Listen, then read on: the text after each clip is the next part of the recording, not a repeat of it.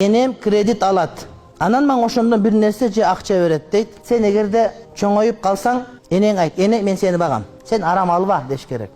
Илгерки сахаб аялдар эрте менен күйөөсүнө тамак берип көчөгө чыгарып атканда айтат экен. Биз дейт тамак жебей койсок ачкачылыкка чыдайбыз, бирок тозок отуна чыдабайбыз.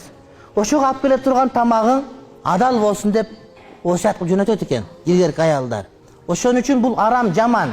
Имам Шафиден сурашыптыр. Айтыңызчы, Курандагы эң коркунучтуу аят кайсыл десе, окуп айтыптыр. Бул сүткорлук процент кредит болгон дептир.